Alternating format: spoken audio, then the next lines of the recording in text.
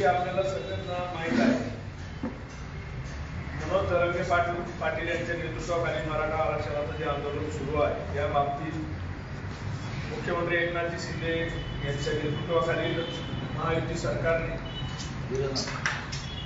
जे काही काम केलेलं आहे, आंदोलनाला सकारात्मक प्रतिसाद म्हणून प्रत्यक्ष कृती केलेली आहे, ही खरं तर महाराष्ट्राच्या जनतेपर्यंत पोहोचलं पाहिजे.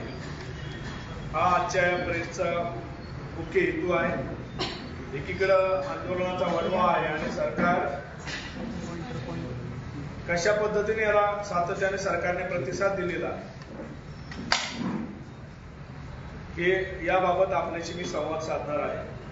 आपल्याला सर्वांना माहित आहे की मनोज जरांगे पाटील यांनी जे आंदोलन सुरू केलं त्या आंदोलनाची मूळ मागणी अशी होती की मराठवाड्यात कुणबीची प्रमाणपत्र मिळत नाही, मराठा बांधवांना कुणबीची प्रमाणपत्र मिळत नाही, ती मिळावी या मूळ मागणीसाठी मनोज जरांगे पाटलांनी मराठवाड्यातून आंदोलन सुरू केलेलं होतं.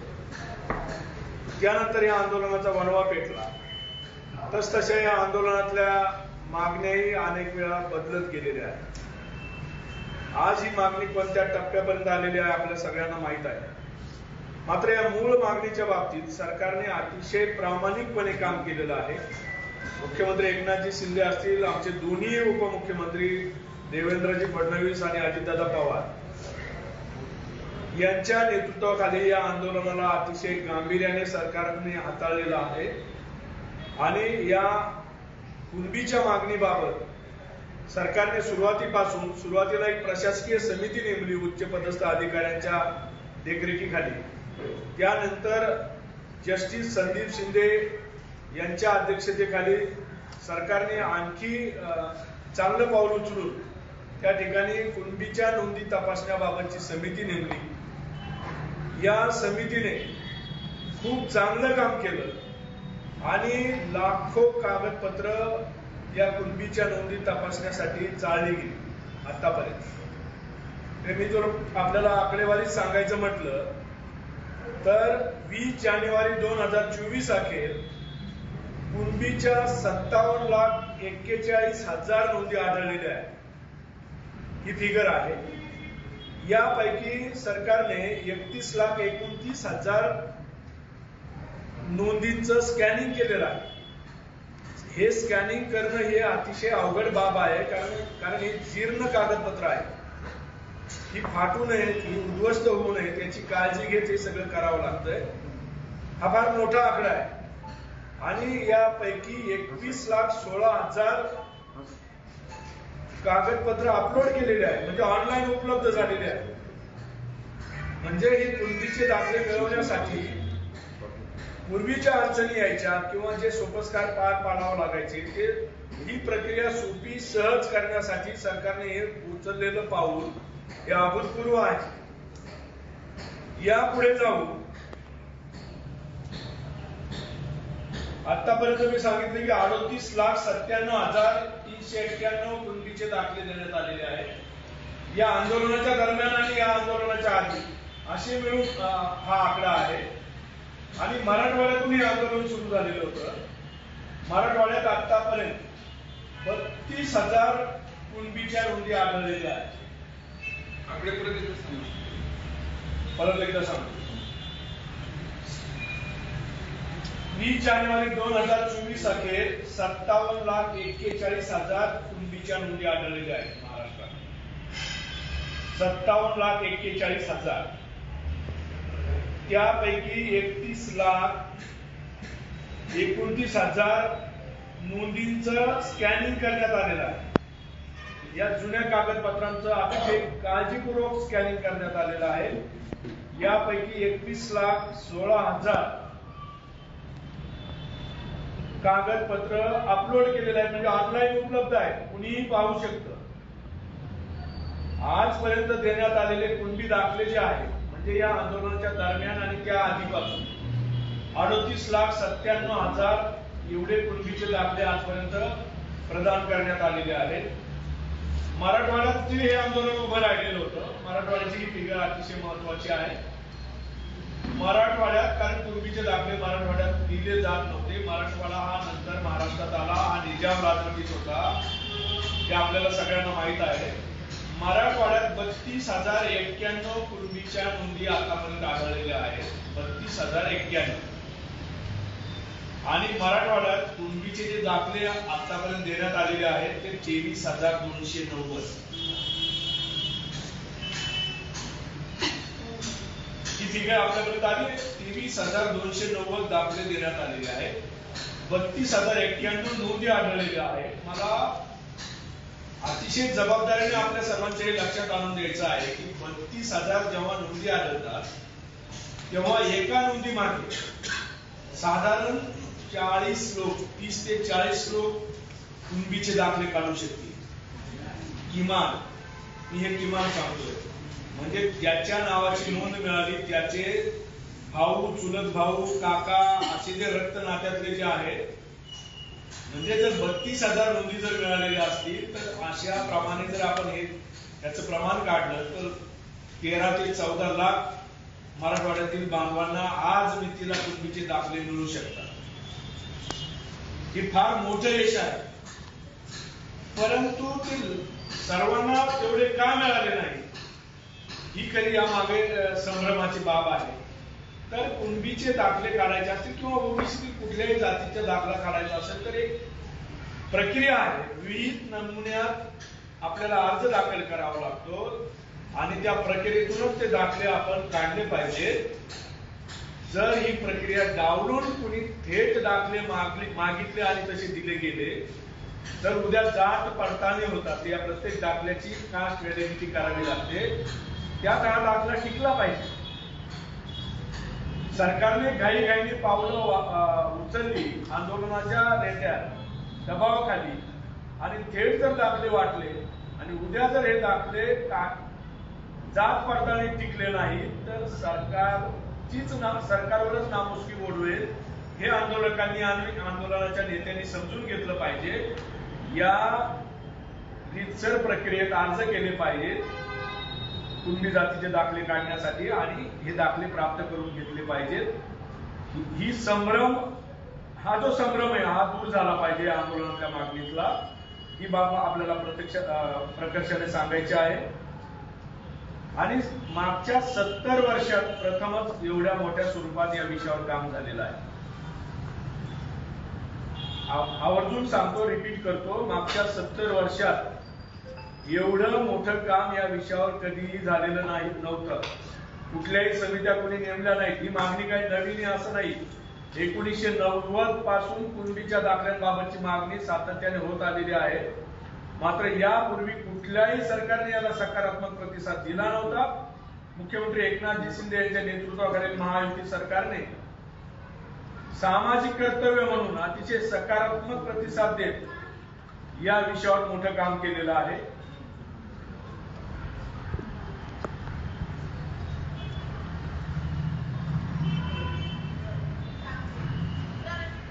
आणखी एक मागणी या आंदोलनात सातत्याने होते की सगळे सोयऱ्यांना दाखले द्या.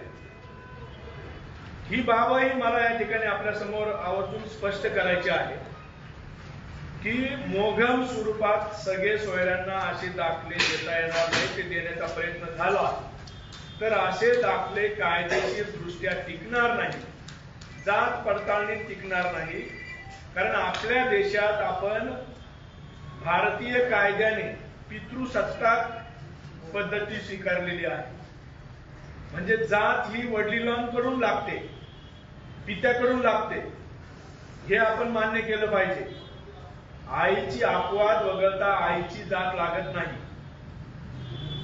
आणि या आंदोलनातल्या नेत्यांनी अलीकडच्या काळात अशी एक मागणी केलेली होती की आईच्या जातीवरून दाखले द्यावे. मागण्या कशा बदलत गेल्या त्याचं हे एक उदाहरण आहे.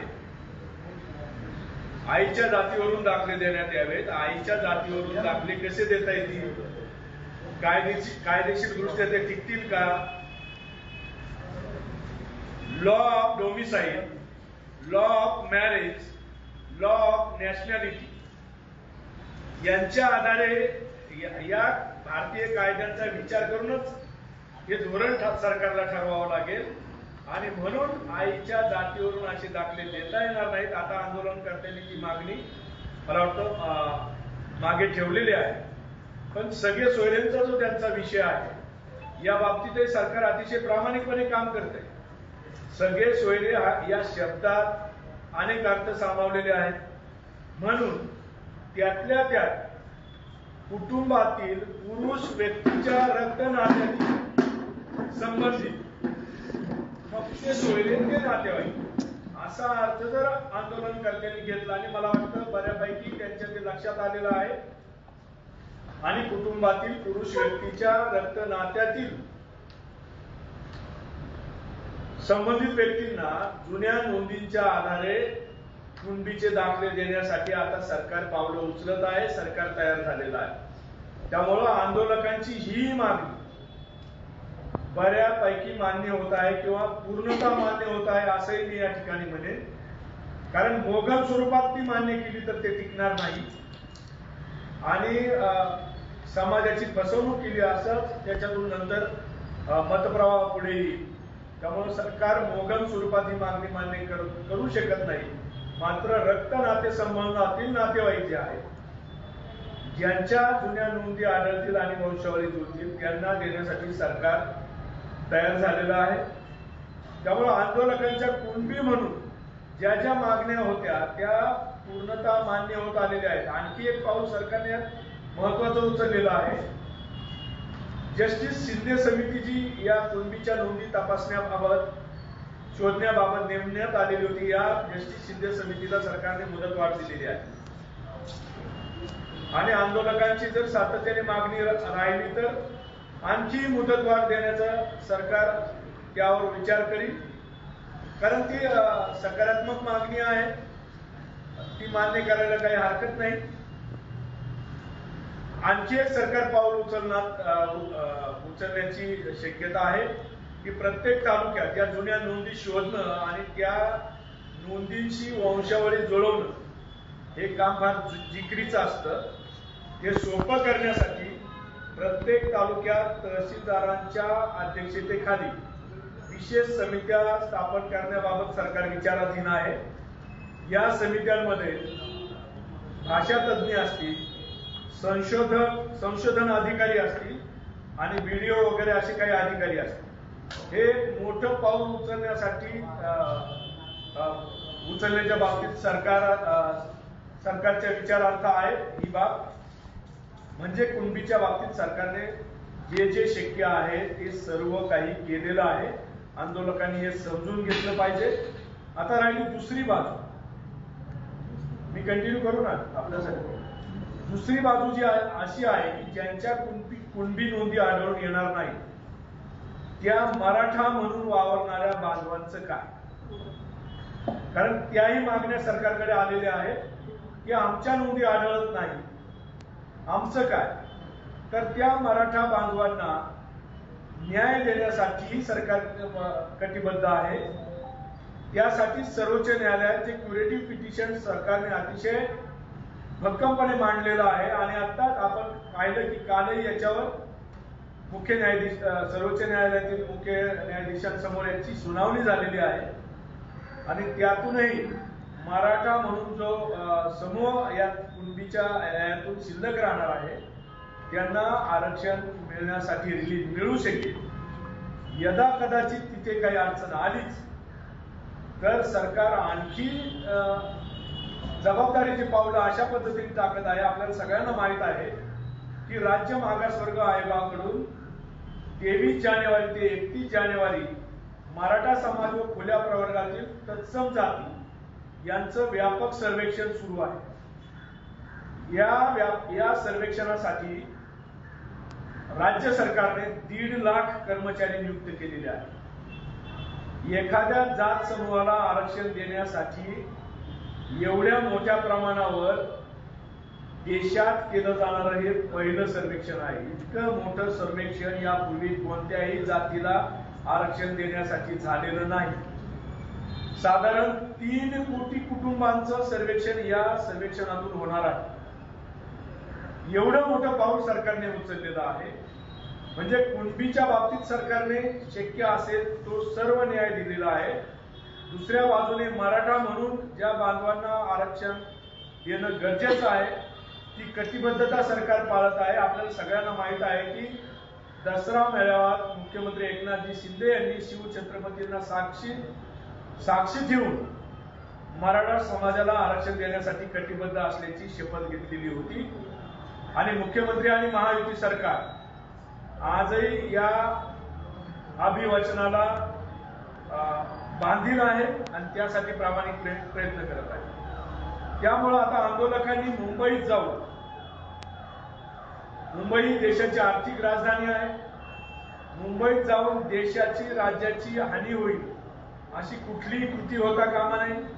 आंदोलक हे शांततेत आंदोलन करत आहेत याबद्दल जरी दुमत नसलं तरीही आंदोलन हे आंदोलनाच्या नेत्याच्या कायम हातातच राहील हे कोणीही ठामपणे सांगू शकत नाही. आपल्याला माहित आहे मनोज जरांगे पाटलांचं तिकडं उपोषण सुरू असताना बीड जालन्यामध्ये काय जाळपोळ झालेली होती. त्यामुळं आंदोलकांनी सरकारचे प्रामाणिक प्रयत्न समजून घेतले पाहिजेत आणि सरकार बरोबर संवाद साधून उर्वरित ज्या काही मागण्या असतील, प्रश्न असतील ते सोडवण्याचा प्रयत्न केला पाहिजे. महाराष्ट्रातील शांतता भंग पावेल किंवा महाराष्ट्रातल्या सामाजिक स्वास्थ्याला धक्का लागेल असं कुठलंही कृती कुणाकडून होऊ नये ही रास्त अपेक्षा महायुती सरकारची आहे. एक दोन प्रश्न मी आपल्या समोर ठेवतो की मागील 70 वर्षात मराठा आरक्षणाच्या प्रश्नाकडे दुर्लक्ष करून ज्या लोकांनी या प्रश्नाचा सत्यानाश केलेला आहे मराठा आरक्षणाचा, आज त्यांच्यावर कोणीही बोलत नाही. हे चुकीचं नाही का? दुसरा एक प्रश्न आहे की मुख्यमंत्री एकनाथजी शिंदे यांच्या नेतृत्वाखालील सरकार ज्या संवेदनशीलतेने आणि सकारात्मकतेने हे आंदोलन हाताळत आहे, जेवढं काही कायद्याच्या चौकटीत राहून करता येते सर्व करण्याचा प्रामाणिक प्रयत्न करीत आहे. आणि तरीही या सर्व सकारात्मक बाजू सरकारच्या किंवा ही सर्व कृती दुर्लक्षित करणं योग्य आहे का?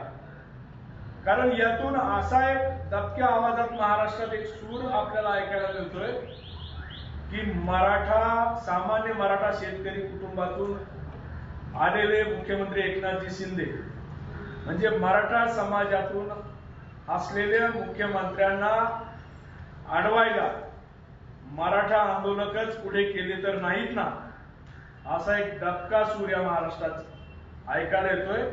आणि त्याची पार्श्वभूमी जर आपण तपासली तर आज बघा, आज वाशी नवी मुंबईत जेव्हा हे आंदोलन जाणार आहेत म्हणून जरांगे पाटील आणि हे सगळं वादळ, तर त्या ठिकाणी नियोजन करण्यासाठी आज तिथे एक आमदार शशिकांत शिंदे वगैरे मंडळींचा पुढाकार आहे. ही मंडळी राजकीय आहे आणि या आंदोलनात कशा पद्धतीची भूमिका पार पाडतायत आपण बघा. तिकडे आझाद मैदानवर या आंदोलनाच्या तयारीची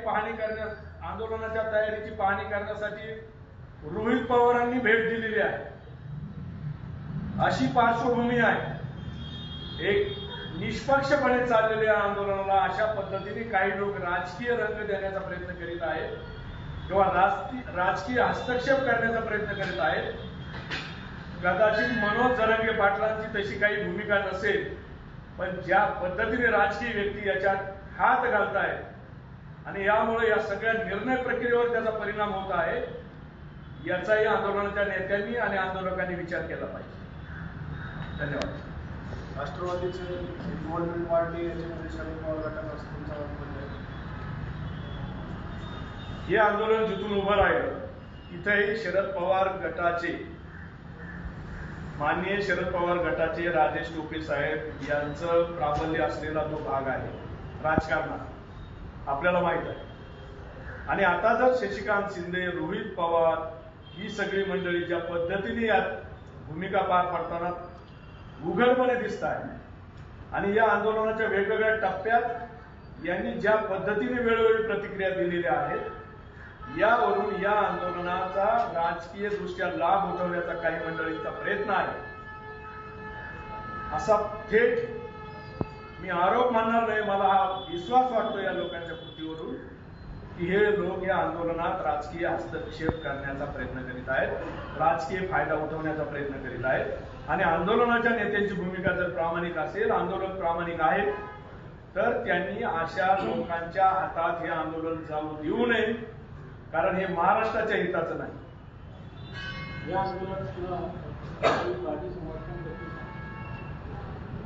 या आंदोलनाच्या ज्या मागण्या आहेत त्या मागण्यांना न्याय मिळावा ही आमची मुख्यमंत्री एकनाथजी शिंदे यांच्या नेतृत्वाखाली शिवसेनेची कायम भूमिका राहिलेली आहे.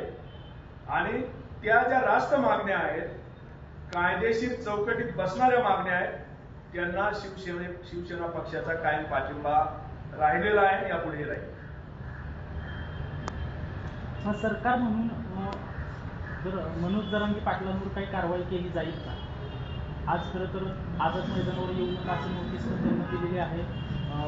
नवी मुंबईमध्येच आंदोलन करा असं देखील सांगण्यात येते, पण ते ठाम आहे. तर सरकार म्हणून मनोज जरांगे पाटलांवर काही कारवाई करणार आहे का सरकार? मी सत्ताधारी पक्षाचा प्रवक्ता म्हणून आपल्या प्रश्नाचं उत्तर देईन, सरकारचा प्रवक्ता म्हणून नाही. मनोज जरांगे पाटलांनी सातत्याने आंदोलकांना आवाहन केलेलं आहे की शांततेतच हे आंदोलन आपल्याला करायचं आहे. मात्र आपण बघितलं की जरी नेतृत्व शांततेत आंदोलन करण्याच्या भूमिकेत असलं तरी त्या आंदोलनात सहभागी होणारे सर्व लोक त्यासाठी कटिबद्धता पाळतील असं होत नाही. हे या मागचा आंदोलनाचा इतिहास आपण पाहिला तर आपल्या लक्षात येईल. त्यामुळे शेवटी कायदा आणि सुव्यवस्था राखणं हे सरकारचं प्रथम कर्तव्य आहे आणि त्या बाबतीत सरकारला त्या भूमिका टाळता येणार नाहीत, हे वास्तव आहे. गेले 6 दिवस झाले आंदोलन सुरू आहे. सरकारकडून कुठलीही चर्चेला त्यांच्याकडे कोण गेलेलं नाही. तुम्ही आता हे सगळं सांगताय ते सरकार त्यांना जाऊन का सांगत नाही?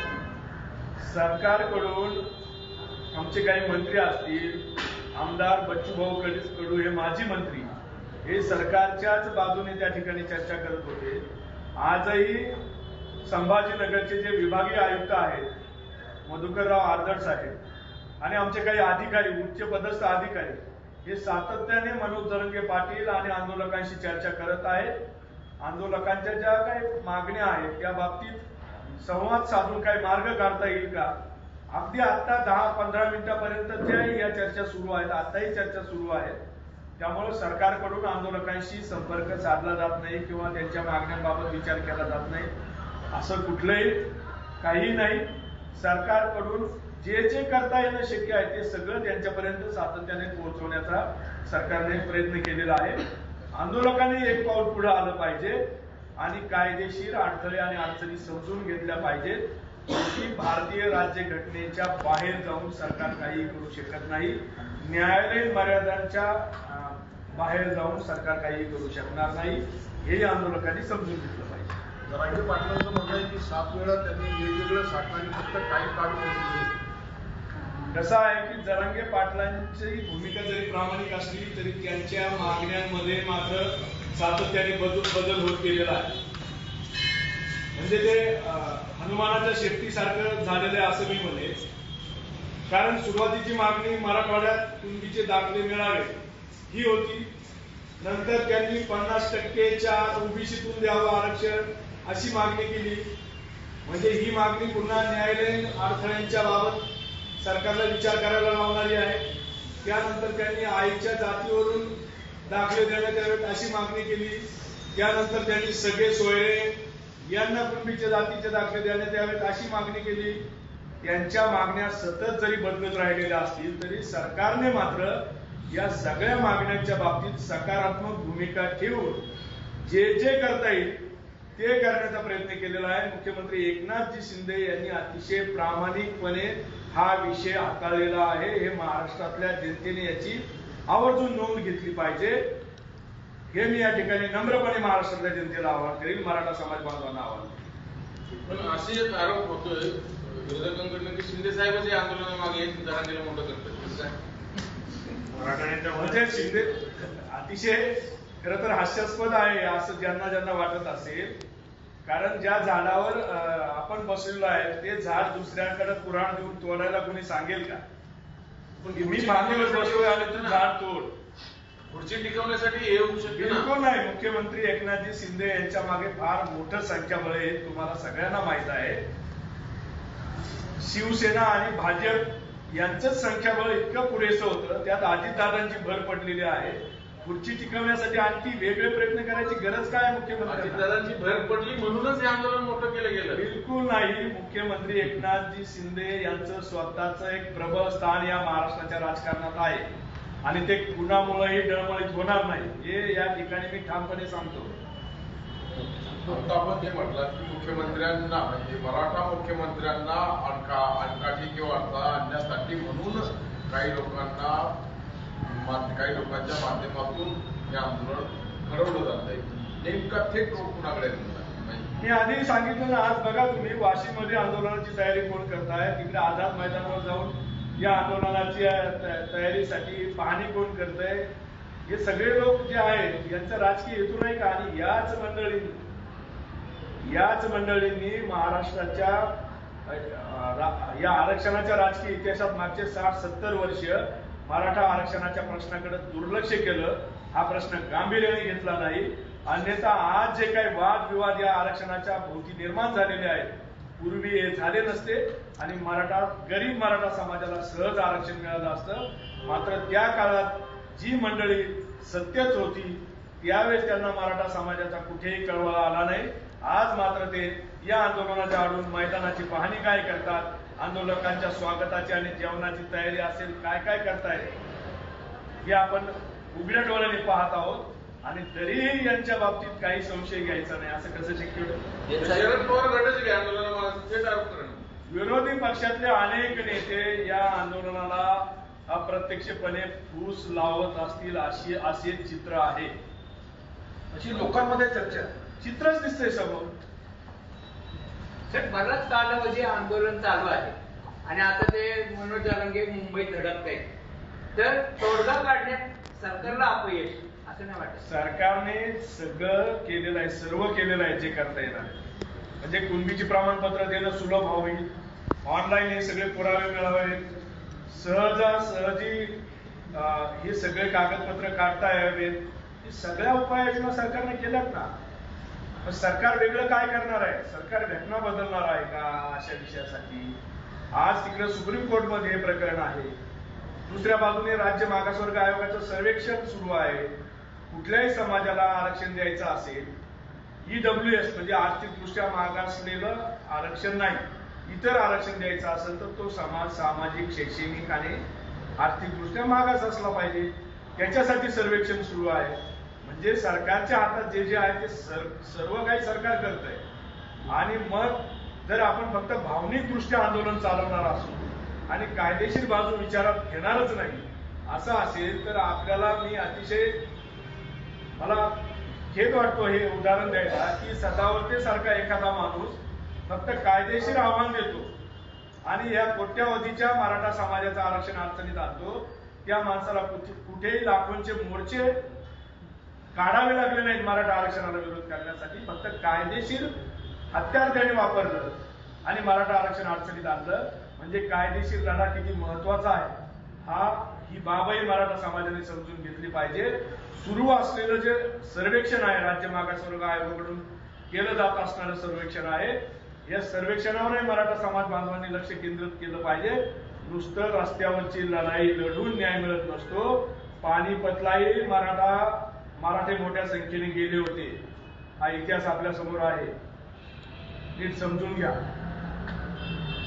तुम्ही म्हणाले की मागण्या वेळोवेळी बदलल्या गेल्या किंवा वेगवेगळ्या मांडल्या गेल्या, मग या आंदोलनाचा विषय मिटूच नाही म्हणून अशा पद्धतीने मागण्या केल्या जातात का त्यांच्या मुखातून वाटतं? असं चित्र तयार होते. मला मनोज जरांगे पाटलांवर हा आरोप करायचा नाही, परंतु अप्रत्यक्षपणे अशा पद्धतीचं चित्र तयार होते. कारण त्यांच्या मागण्या सतत बदलतात ना. त्यांच्या मागण्या एकीकडे सतत बदलत गेल्या, दुसऱ्या बाजूने या आंदोलनात राजकीय हस्तक्षेप करणारे अनेक चेहरे पुढे येत आले.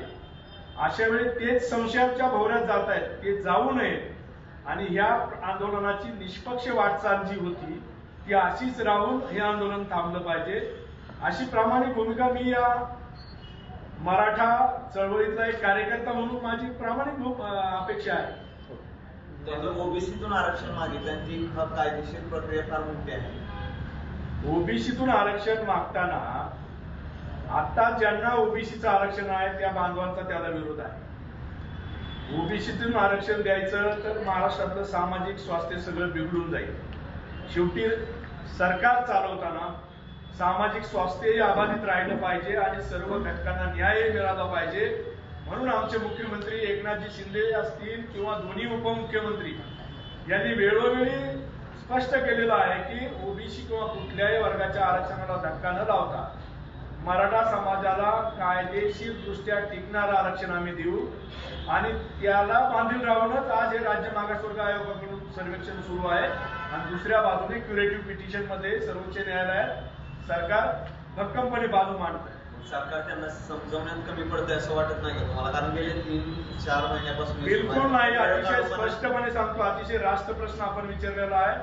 सरकार आंदोलकांना समजवण्यात कमी पडत नाही. आंदोलक सरकारला आणि मुख्यमंत्र्यांना समजून घेण्यात कमी पडत आहे.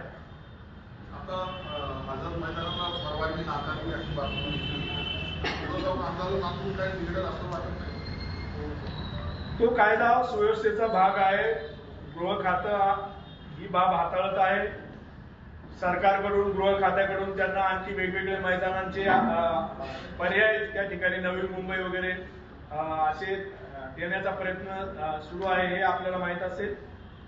आंदोलन करण्याचा अधिकार हा सगळ्यांचा आहे. मात्र तो करताना राज्यातील जनता असेल, सामाजिक शांतता असेल याला कुठलीही हानी पोहोचू नये हे आद्य कर्तव्यही सरकारचं आहे. आणि आंदोलकांनी ही बाब लक्षात घेतली पाहिजे. फार टोकाचं ताणून कुठेतरी वेगळ्या दिशेने हे सगळं जाईल असं होऊ नये ही प्रामाणिक अपेक्षा आणि गांभीर्यपूर्वक आवाहन मी या निमित्ताने करतो. धन्यवाद. Press note circulate.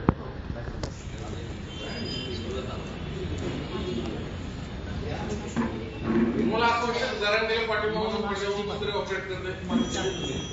काय काय मला असं वाटतं की जरांगेंना पाठिंबा म्हणून कुठेतरी ऑपरेट करते म्हणून ते आठवडी भूमिका घेत आहेत, सतत मागण्या बदलत आहेत. ज्या पद्धतीने वाटचाल सुरू आहे त्यामुळं असं चित्र तयार होत आहे. जरांगे पाटलांना कुणी मागून हाताळत नसेल तर त्यांनी असं चित्र होऊ देऊ नये. ती शेवटी त्यांची जबाबदारी, कारण ते या आंदोलनाचं नेतृत्व करतायत. आज जे चेहरे पुढे येत आहेत आंदोलनाच्या तयारीत, राजकीय चेहरे, सामाजिक नाही, हे चेहरे आपण बघितलं तर मग या आंदोलनात राजकीय हस्तक्षेप वाढतोय असं म्हणायला पुरेसा वाव आहे. एक नाव घेणार तुम्ही आता नावाचं सांगताय. सांगितलंच ना, आमदार शशिकांत शिंदे, रोहित पवार ही मंडळीचं आंदोलनाच्या तयारी तुटली. आता ते कोणाचे आहे? ते शरद पवार गटाची मंडळी आहे. शरद पवार चालवतात ते. वेगळं सांगायची गरज आहे. आणि ज्या दिवशी जालन्यात लाठीचार्ज घडला त्यावेळेस पहिल्या प्रतिक्रिया कुणी दिल्या? तुम्ही ज्या कॉन्फिडन्सने रोहित पवारांचं नाव